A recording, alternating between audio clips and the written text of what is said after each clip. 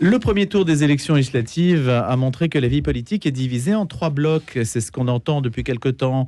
Suivent-ils les contours d'un rapport au capitalisme? La Macronie représenterait ceux qui en profitent le plus, le NFP, Nouveau Front Populaire, ceux qui en sont protégés d'une certaine façon, et le RN, ceux qui en souffrent et y sont exposés. Quoi qu'il en soit, donc, notre réflexion ce matin portera sur les démocraties face au capitalisme. C'est publié chez Odile Jacob et c'est un économiste qui nous parle. C'est Anton Brender. Il travaille chez Candriam, Société européenne de gestion d'actifs. Il est professeur associé honoraire à l'université Paris-Dauphine. Bonjour Anton Brender. Bonjour. D'où vous êtes venue cette idée que justement les démocraties aujourd'hui, à plus forte raison, se retrouvaient face à un système économique et que c'était peut-être une grille de lecture qui nous permettait de comprendre le temps que nous vivons? Tout simplement parce qu'aujourd'hui, on a l'œil sur les problèmes que traverse notre pays, mais qu'il faut avoir en tête aussi que ces problèmes sont beaucoup plus partagés qu'on ne le pense parmi toutes les démocraties. Il suffit de regarder ce qui se passe actuellement aux États-Unis, ce qui se passe en Allemagne. En Allemagne, il n'y a pas eu de dissolution, il n'y a pas eu de nouvelles élections, mais on a un gouvernement qui est terriblement affaibli.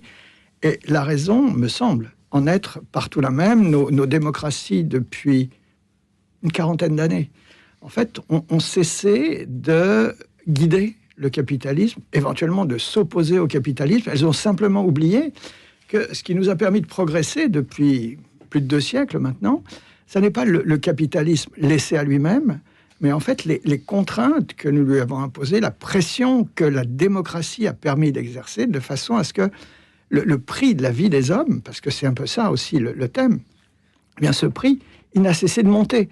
Et aujourd'hui, pour s'en convaincre, il suffit de se dire que si vous tombez dans la rue, dans un pays comme le nôtre, pas n'importe où dans le monde, eh bien, on va dépenser des sommes folles, on va faire des efforts énormes pour vous sauver la vie. Et ça, c'est juste... Et qui que vous soyez, que vous soyez le plus riche ou le plus pauvre d'entre nous, ne changera rien à ça. On fera un effort énorme pour vous sauver. Ça n'est pas le cas, je répète, partout. Et ça, nous le devons à la pression que la démocratie a permis d'exercer sur le capitalisme. Et c'est un peu ce que nous avons oublié depuis une quarantaine d'années. Moi, ma thèse, elle est très simple. Je pense qu'on a été séduit par ce que j'appelle, pour simplifier, les sirènes du néolibéralisme. Et on a cru que le laisser-faire permettrait de progresser plus vite.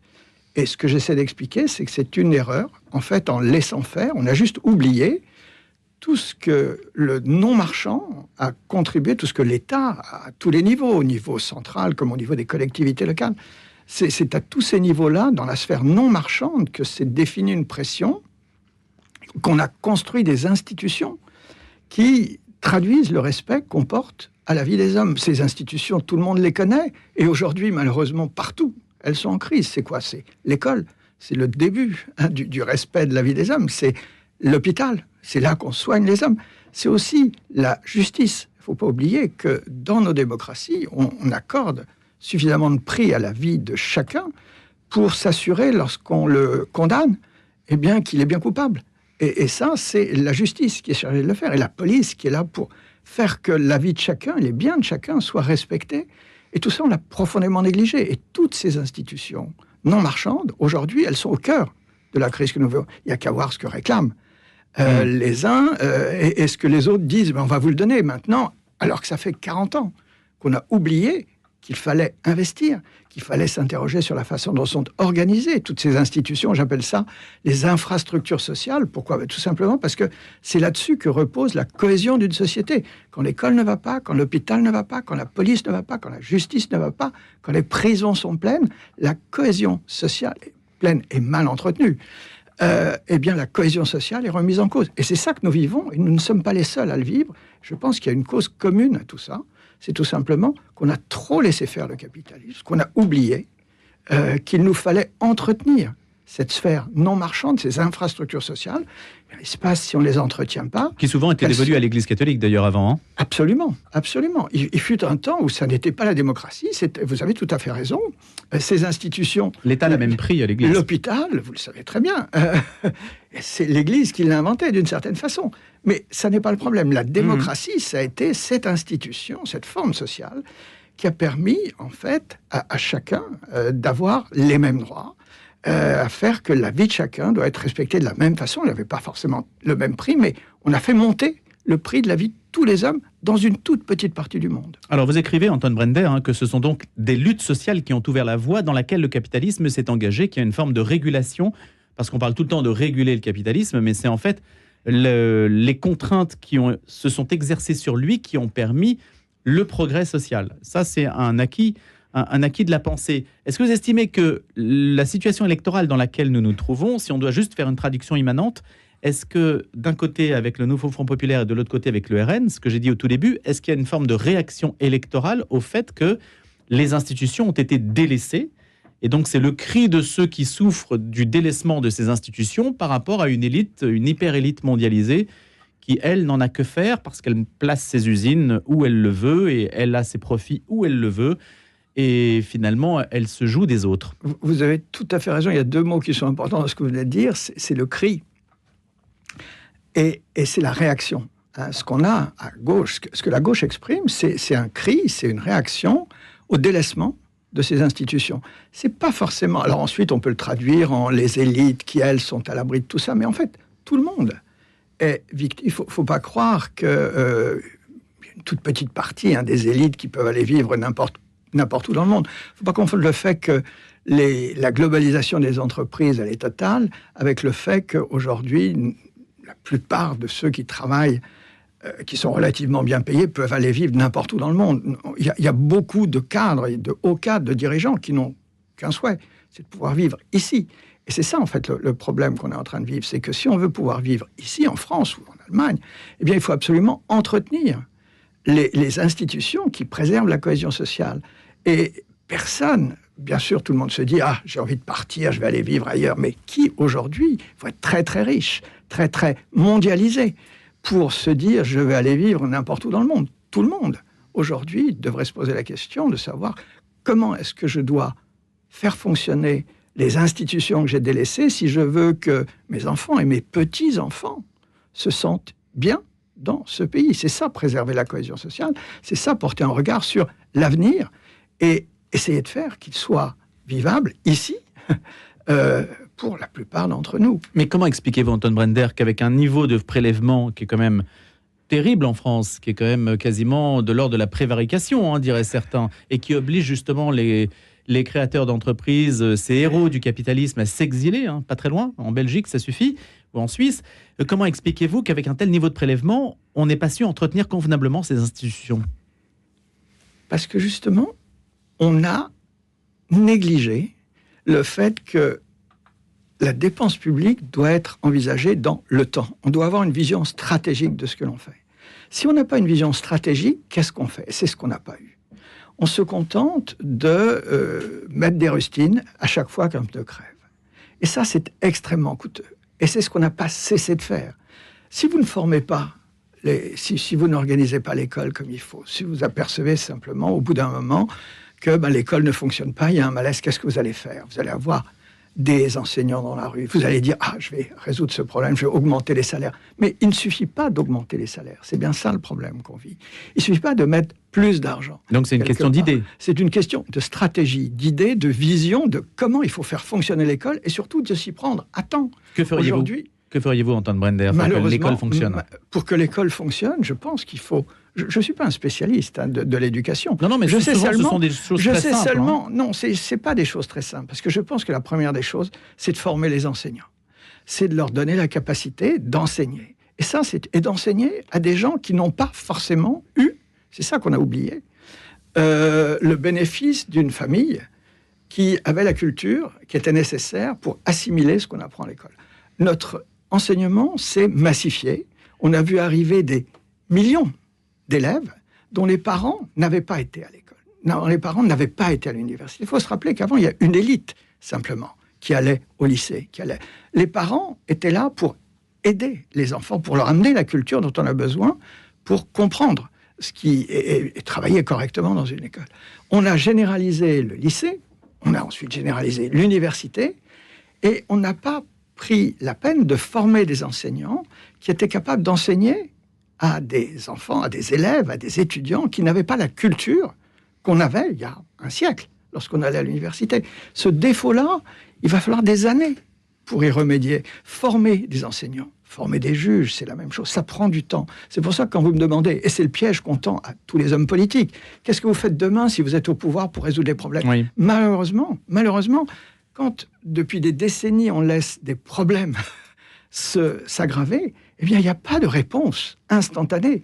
Il y a juste dire, eh bien ça va prendre du temps, mais si on ne commence pas maintenant, on n'y arrivera pas. C'est tout. Et donc, il n'y a pas de recette miracle, si ce n'est qu'il faut repenser notre système éducatif de façon à ce qu'on n'ait pas la situation dans laquelle on est aujourd'hui. Il y a un drame quand même, si vous regardez bien ce qui se passe. On dépense énormément. Mais aujourd'hui, on dépense en partie parce qu'on a mal formé des gens qui, ensuite, ont du mal à travailler de façon rentable pour une entreprise capitaliste. Une entreprise capitaliste, qu'est-ce qu'elle veut ? Elle veut simplement tirer un profit de ce qu'elle fait.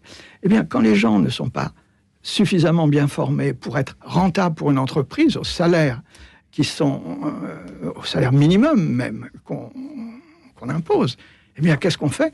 On fait des aides à l'emploi. C'est-à-dire qu'on aide les entreprises, on subventionne d'une façon ou d'une autre. Pensez au CICE, pensez à toutes ces formes. Aujourd'hui, le montant total des aides à l'emploi, c'est plus que le budget de l'éducation nationale. On est dans ce paradoxe où on n'a pas dépensé assez, on n'a pas bien dépensé surtout pour l'école, et 20 ans après, on doit le rattraper en compensant cette mauvaise formation, cette formation insuffisante, par des aides à l'emploi qui nous coûtent plus que le budget total de l'éducation nationale. Personne n'a fait l'addition, mais on accumule depuis 40 ans des aides, depuis les années 70, des aides à l'emploi, qui coûtent énormément. Donc ce que je veux dire simplement, c'est qu'effectivement, et c'est la difficulté, et c'est pour ça qu'il n'y a pas de solution rapide, on est dans un pays où le prélèvement social, c'est en gros la moitié du PIB, sous une forme ou sous une autre. C'est difficile de dire, il faut prélever plus pour résoudre nos problèmes. Et donc il va falloir ne pas prélever plus. C'est ce que dit quand même le Nouveau Front Populaire. Mais je ne suis pas. Là, pour le coup, RN et Nouveau Front Populaire sont quand même très différents. Parce Bien que sûr, le RN demande un audit général et moins de dépenses publiques. Oui, mais le RN ne met pas en avant exactement les mêmes priorités que le Front Populaire. Je ne suis pas là pour défendre le Front Populaire. Non, il s'agit d'analyser. Absolument, absolument. Les deux, le mot important, je crois, pour le Front Populaire, c'est qu'il traduit une réaction. Il pousse un cri, et ces cris sont justifiés. Je pense que les solutions qui sont proposées sont des solutions à courte vue, et qui négligent une chose aussi, c'est qu'aujourd'hui, on est dans une situation où on dépense énormément, où on a déjà une dette importante, et qu'il va falloir gérer cette situation, ces contraintes financières. On ne peut pas en sortir juste en claquant les doigts, ou alors c'est extrêmement disruptif, comme on dit.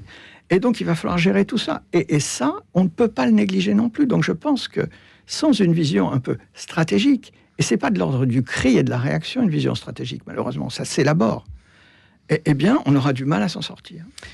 Anton Brender, je rappelle, vous êtes économiste dans une société de gestion d'actifs. On se pose une question quand même simple, avec 3 000 milliards de dettes. C'est quand même, alors faramineux, mais c'est abstrait pour la plupart des gens. On dirait 30 milliards ou 300 000 milliards, ça serait à peu près la même chose. Mais peu importe. Il y a des gens qui prêtent à la France, qui la plupart du temps d'ailleurs ne sont pas français, parce que les Français sont très peu endettés sur eux-mêmes, contrairement aux Japonais par exemple. Le jour où quelqu'un dira on arrête de prêter à la France, qu'est-ce qui se passe ? Tout s'arrête ? Je crois qu'on en est loin. Mais effectivement, le jour, d'abord les taux auxquels la France emprunte vont monter. Si c'était le cas, on sera prévenu. Mais il ne faut pas... Là aussi, ça fait des années maintenant... Mais pourquoi prête-t-on à la France ? Pourquoi prête-t-on à la France ? Parce qu'on vit dans un monde où on cherche des emprunteurs. C'est ça, c'est une des choses qu'on oublie. Je sais bien que l'économie et la macroéconomie, c'est quelque chose qui est parfois assez rebutant. Et très mal enseigné. Et vous avez tout à fait raison de le dire. Et très mal enseigné, et en particulier sur ce problème. On oublie simplement que la dette des uns, c'est les avoirs des autres. Quand vous avez une dette, l'autre, il a un actif. Et pourquoi on a besoin de gens qui s'endettent ? Tout simplement parce qu'il y en a d'autres qui n'arrêtent pas d'accumuler des actifs. L'argent que vous mettez à la caisse d'épargne, que vous accumulez sur un compte en banque, eh bien, il doit se placer quelque part. Et il se place sous forme pour la plupart des placements, c'est une acquisition de dettes. Et donc, on est dans un monde où il faut qu'il y ait des agents qui émettent des dettes. Ça ne veut pas dire qu'on peut le faire à l'infini. Ça veut dire simplement qu'on a besoin de tels agents. C'est une des raisons pour lesquelles... Donc, on a besoin de s'endetter ? Non. On a besoin de gens qui s'endettent, et donc on peut s'endetter. On n'a pas besoin de s'endetter. On a besoin de gens qui s'endettent. Mais sinon, l'actif ne se placerait pas. Sinon, les actifs ne se placeraient pas et l'activité serait déprimée. C'est quelque chose d'aussi bête que ça. C'est pour ça qu'au Japon, c'est pour ça qu'en Chine, partout, ce qu'on cherche, c'est des gens qui empruntent. Et on a du mal à le trouver. La France, de ce point de vue-là, c'est une bénédiction. On est un des rares pays où on met moins d'argent de côté qu'au total. Nos entreprises et nous-mêmes nous endettons. Mais l'Allemagne, c'est le contraire. En Allemagne, il faut savoir que les entreprises dans nos économies sont prêteuses. Contrairement à ce qu'enseigne l'économie, vous n'avez pas les gens qui mettent de l'argent de côté et puis les entreprises qui l'empruntent pour investir. Non, les entreprises et les ménages sont prêteurs. Qui s'endettent ? Les États. L'État français est parmi ceux-là. Un jour, peut-être, je ne dis pas que c'est une certitude, mais ce jour, ce n'est pas demain, eh bien, on dira à l'État français, on n'a plus confiance dans votre capacité à gérer votre dette. Et ça, c'est le risque que courent les pays dans lesquels il y a une instabilité politique, dans lesquels il n'y a pas de gouvernement capable de gérer la dette. Dans ce cas-là, bien sûr, il y aura une pression qui pourra s'exercer. Mais rappelez-vous, combien de fois on nous a dit que la France était en faillite ? Mais je reviens à votre réflexion, Anton Brender. Si justement le capitalisme a besoin d'être canalisé et guidé, c'est mieux, et guidé en particulier, encadré par des institutions qui permettent le progrès, etc. Tout ce que vous avez dit au début, tout ce que vous écrivez. Ne serait-il pas plus sain que les prêteurs disent « Nous ne vous prêtons qu'à la condition que vous entreteniez ces institutions », par exemple. Les prêteurs font un chèque en blanc permanent à des politiques qui font n'importe quoi, quand même. Les prêteurs, il ne faut pas se tromper, les prêteurs, c'est qui ? Ce sont des capitalistes. Ce sont des institutions qui fonctionnent dans une logique qui est celle du profit. Donc ils prêtent sans savoir ? Non, ils ne prêtent pas sans savoir. Ils prêtent en sachant que les prêts qu'ils font ont aujourd'hui une bonne chance d'être honorés. Le jour où ils penseront, et c'est ça, les marchés, ça n'est rien d'autre, hein. Le jour où les marchés pensent que cette dette a moins de chances d'être honorée, on voit quoi ? Le coût de notre endettement monte. C'est ce qui s'est passé juste au lendemain de l'annonce de la dissolution et des résultats du premier tour. On a vu le taux français, le taux de l'État français monter un peu. Pourquoi ? Parce que la réaction... Les marchés, c'est un petit peu comme ce que fait aujourd'hui le Front populaire. Hein. C'est une source de réaction. Ça ne réfléchit pas sur le long terme, mais ça réagit, ça a des réflexes. Le réflexe du marché, dans un cas comme celui-là, c'est tout simplement de faire monter le coût de notre endettement. Et ça, c'est perçu comme un signal. Parce qu'on se dit, si demain ça montait beaucoup plus, eh bien, il faudrait se corriger. Les marchés, ils ne réfléchissent pas plus que ça. Mais ils savent faire traduire une pression sur ceux pour lesquels ils ont un doute en matière de solvabilité. Quand Bruno Le Maire dit que la marge de manœuvre de la France est nulle, c'est le terme qu'il a employé. Vous êtes d'accord, Anton Brender ? Non, je ne pense pas qu'elle soit nulle, mais que si on veut avoir une marge, il faut avoir une politique, il faut avoir une stratégie, il faut l'expliquer, il faut montrer qu'on est capable de la mettre en œuvre. Et c'est ça la difficulté. C'est pour ça que réagir, pousser des cris, c'est bien, c'est un symptôme, mais ça n'est pas une stratégie. Et je pense qu'aujourd'hui, ce qui manque dans notre pays, ce sont des stratégies pour redévelopper la sphère non marchande, mais le faire d'une façon crédible, expliquer comment on va le faire et avoir une adhésion de la population à cette stratégie. Si vous avez une adhésion de la population, vous êtes capable de réhabiliter vos institutions dans le temps. La France est un pays qui a quand même des capacités de production. Et vous pouvez avoir une stratégie financière crédible. La pierre de touche, la pierre angulaire de tout ça, c'est quoi ? C'est la capacité que vous aurez à lever l'impôt demain, à augmenter les impôts sans provoquer de révolution. Aujourd'hui, on ne peut pas augmenter les impôts en France sans provoquer de violentes réactions. En tout cas, il faut le gérer très finement. Mais si demain, nos institutions sociales, nos infrastructures sociales sont réhabilitées, si l'école fonctionne, si la justice fonctionne, si la police fonctionne, si les hôpitaux sont en bon état, eh bien ceux qui vivent dans ce pays comprendront que ça a un prix, et que ce prix, c'est l'impôt qu'on paye. Ce qui est grave, c'est un pays dans lequel ces institutions sont coûteuses, vous avez dit qu'on dépensait beaucoup, mais fonctionnent mal, et à ce moment-là, c'est très difficile. Mais elles fonctionnent mal parce qu'elles reposent sur trop peu de gens ? Sur des gens qui souvent sont pas assez bien formés, qui souvent ne sont pas assez nombreux. Mais même fiscalement parlant, la charge repose sur... La charge, aujourd'hui, absolument. Attention, parce qu'il y a beaucoup d'impôts, de cotisations sociales qui sont payés par tout le monde. Il ne faut pas oublier que l'impôt sur le revenu, c'est une toute petite partie du prélèvement social. Il y a tout le reste. Merci beaucoup, Anton Brender. Les démocraties face au capitalisme, le prix de la vie des hommes. Et c'est important ce point que vous avez mentionné aussi. On le retrouvera dans cet essai publié chez Odile Jacob, économiste chez Candriam. Et puis je rappelle que vous avez enseigné à l'université Paris-Dauphine. Merci, bonne journée.